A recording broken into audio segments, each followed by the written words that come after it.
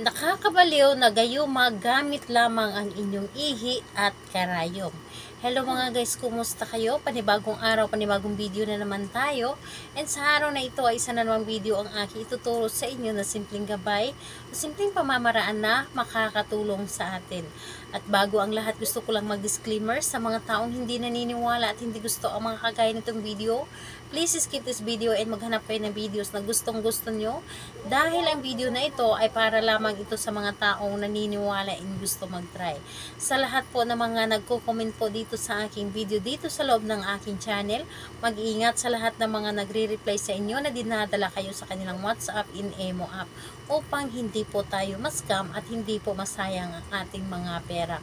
Ngayon po, ituturo ko sa inyo ang gayuma na nakakabaliw gamit lamang ang ating ihi at karayom. Dito po ay pwede mo itong gawin sa taong inyong nagustuhan na hindi nyo pa karelasyon upang kayo po ay magkarelasyon. Pwede rin po ito sa parihas ang kasarian, babae ito babae and lalaki ito lalaki. Siyempre naman sa ating babae at lalaki na mag-partner. And ayun po, pwede mo itong gawin kahit na kayo ay magkalapit at magka-LDR. Ngayon po, kailangan natin dito ng gamitin natin sa paggawa ng ritual na ito. Una, maghanda ka ng karayom. Maghanda ka po ng karayom, yung bago na karayom. And kung wala kayong bago, pwede na rin nagamit na. Kung wala po talaga kayong bago. And kailangan mo rin dito maghanda ng isang pirasong papel, panulat, and posporo. And syempre, yung nabanggit nating ihi. So, ayun po, ihi po ninyo. So, kung ready na yung mga naibanggit ko na mga bagay na ating gagamitin sa paggawa ng ritual, ang isunod mo din pong i-ready ang inyong sarili. I-ready ninyo inyong sarili na alam po ninyo sa inyong sarili na gustong-gusto ninyo itong gawin at ito ay makakatulong sa inyo at ito po ay isa sa makakatulong sa sitwasyon ninyo ngayon. Kung halimbawa kayo ay nagkakalabuan ng inyong partner at gusto ninyo na maging magkaayos kayo or di kaya nag-break na kayo at gusto niyo na makuha siyang muli at magkaayos kayo, pwede din po ito. So, kailangan na mag-isa ka at kailangan na wala makakadistract sa inyo at hindi mo rin ito ipapaalam sa kahit kanino ang inyong ginawa. Ngayon po, kapag ready ka na, ay pwede mo na itong simulan. Ang gagawin mo lamang dito, napakadali at napakasimple lamang. Dito sa isang papel, isulat nyo lamang dito sa papel ng 3 ulit yung pangalan at apelyido ng inyong target. 3 ulit po, pangalan niya at apelyido.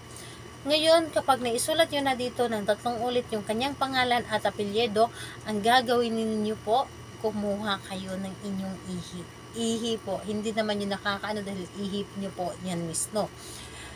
Ihi po ninyo, isawsaw nyo lamang ang inyong daliri or hintuturo, ipahid lamang sa pangalan at apelyido ng inyong target. Ipahid lamang dito sa kanyang pangalan. 3 ulit po. Bawat isang line ng pangalan at apelyido ni target ay pahiran. Yung 3 line po dapat po ay mapahiran po dapat ng inyong ihi mismo. Ngayon kapag pahiran nyo na ito, tupiin nyo lamang ng 3 ulit din po ang papel. 3 tupi. Ngayon kapag naitupi nyo na ito ng 3 tupi, tusukin ninyo ito ng karayom. Tusukin lamang ito ng karayom ng 2 bisis lamang. Parang ilalak nyo lamang ang papel. Ngayon, kapag nailak nyo na ang papel gamit ang karayom, hawakan at sabihin po ninyo dito na simula ngayon, ikaw ay mababaliw ng gusto sa sobrang pagmamahal sa akin. Siyempre, huwag ninyong kalimutan na sambitin ang pangalan at apelyido ni target. So, sambitin ninyo at sabihin ninyo na simula ngayon ay ikaw po ay sobrang mababaliw sa sobrang pagmamahal sa akin at ako lamang ang mamahalin mo at hindi ka natitingin pa sa iba. Wala ka ng iba pang titingnan kundi ako lamang at wala ka na ibang mamahalin kundi ako lamang. Mababaliw ka kung hindi mo ako makikita o hindi mo ako makakausap at gustuhin mo na lagi mo lamang ako makasama. Gustuhin mo na lagi na lamang ako nasa tabi mo. Pagkatapos mong humiling, kunin mo ang inyong panindi, posporo o di kaya lighter, sunugin ito gamit ang posporo at lighter or lighter. Kailangan na sa pagsunog ninyo kasama yung karayom na hayaan ninyo na mahulog yung karayom.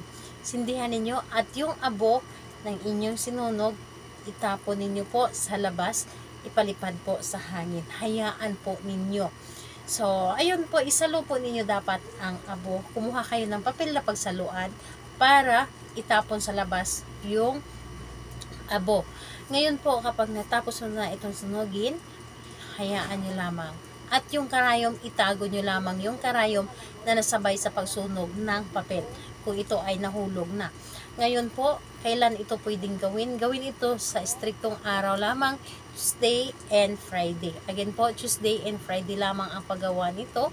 And ayun po, kahit anong oras naman po pwede ba sa Tuesday and Friday. And ayun po, sa lahat po ng gustong magpa-shoutout, mag-comment lamang sa baba para ma-shoutout kayo sa next video. And sa lahat po ng mga nagtanong, mag-comment lang din po sa baba para ma-replyan ko din po kayo. Salamat po sa inyo. Bye-bye everyone. God bless us all.